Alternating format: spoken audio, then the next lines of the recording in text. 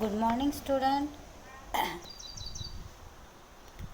पहली कविता जो राष्ट्रीय निशान और हेरफेर के बाद तीसरा हमारा लेसन है दल नायक की सूझबूझ। दल नायक की सूझबूझ यह हमारा तीसरा लेसन है।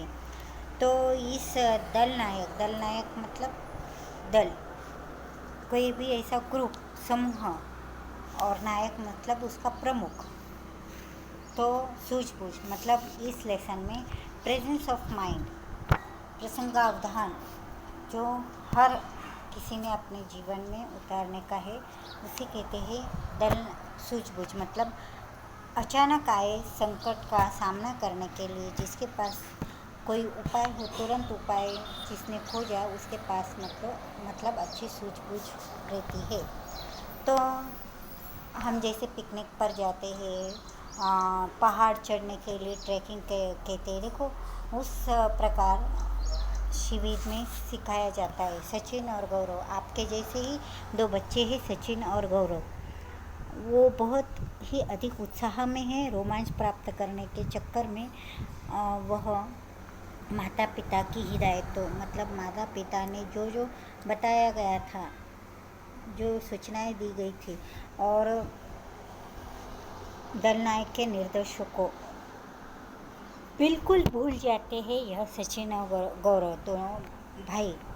ऐसे में दल नायक अपनी हिम्मत और सूझबूझ से क्या उन्हें बचा पाता है या नहीं, क्योंकि सचिन और गौरव ऐसी हालत में पहुंच जाते हैं जैसे कि उनकी जान चली जाए। लेकिन उस समय उनका दल नायक उन्हें बचा पाता है कि नहीं, यह हम इस पाठ में पढ़ेंगे।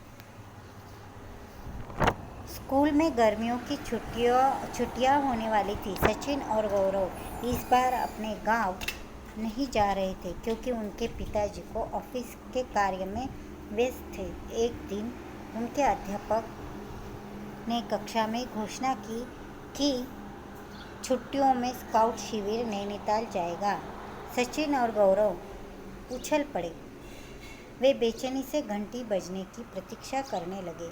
उन्हें घर अपने माता पिता से शिविर में जाने के लिए अनुमति जो लेनी थी।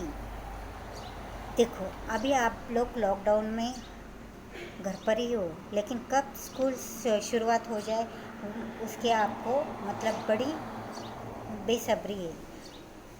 और अगर हमारी रेगुलर स्कूल रहे तो हमारी छुट्टियां लगने के लिए और हम गांव जाने के लिए हमेशा उत्सुक रहते हैं। उसी प्रकार यह बच्चे गर्मियों की छुट्टी में हमेशा अपने गांव जाते थे, लेकिन इस बार नहीं जाने वाले थे क्योंकि उनके पिताजी को ऑफिस का कार्य में वे काम में लगने वाले थे। इसलिए इन बच्चों को शिविर में जाने का मौका मिलने वाला था। तो वह शिविर में जाने के लिए अनुमति मिले इसलिए वो घर जाने की राह देख रहे थे।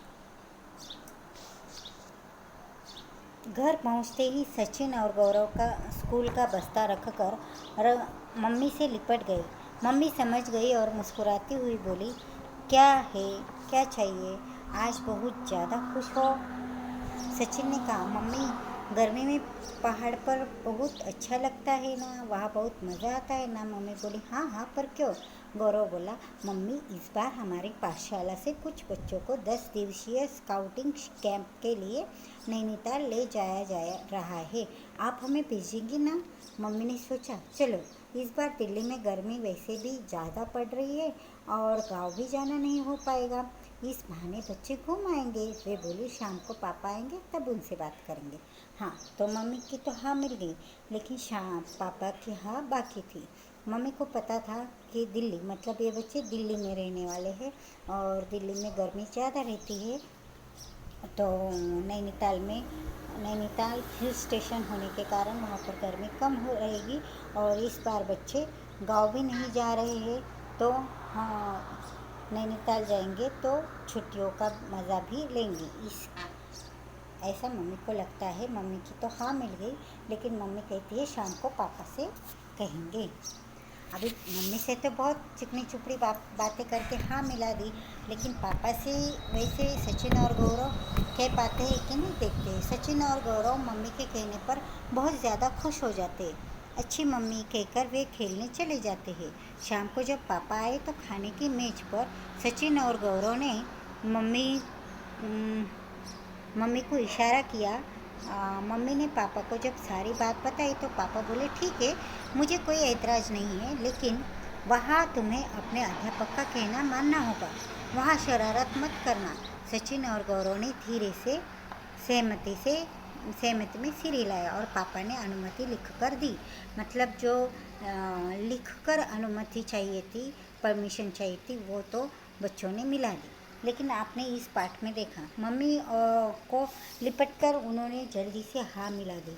लेकिन पापा से कहने के लिए बच्चे डरते हैं, क्योंकि कहा जाता है पापा सख्त रहते। पापा बराबर सख्त रहते हैं, लेकिन नारियल जैसे मीठे अंदर रहते हैं।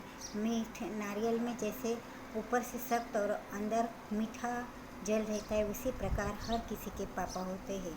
वो जिम्मेदारियाँ और कर्तव्य के बोझ तले दबे रहने के कारण वो सख्त बनते हैं, और हमें ऐसा लगता है कि हमें सिर्फ माँ ही प्यार करती है, लेकिन माँ का प्यार दिखता है, पापा का प्यार दिखता नहीं। उसी तरह हम पापा मतलब हमें कुछ अच्छा बनने के लिए वो हमें सख्त लगते हैं, लेकिन वो अंदर से बहुत ही मुलायम रहते हैं। वह हर किसी को पहचानना नहीं आता। अब उन्होंने कैंप में जाने की तैयारी शुरू कर दी। सचिन और गौरव ने क्या क्या तैयारी की देखो। हल्का बस्तर, बर्तन, टॉर्च, कैमरा, कपड़े, वर्दी, एक सफारी बैग, पानी की बोतल, सुई धागा, चाकू आदि जैसे छोटे मोटे सामान रख लिए। रात को जो समय बताया गया था, नियत समय, उस समय पर दिल्ली से बस द्वारा वो निकले। सभी बच्चों में बड़ा उत्साह था। काफ़ी देर तक तो बातें ही खत्म नहीं हुई, फिर धीरे धीरे सब सोने लगे। रात को निकले तो फिर पहले तो देर तक सभी ने बातें की, और फिर जैसे जैसे बस आगे चलती गई, सबको नींद आने लगी और सभी बाद में सो गए। सुबह जागे तो एक अच्छी सी जगह पानी का प्रबंध देखकर ड्राइवर ने बस रोक दी। सब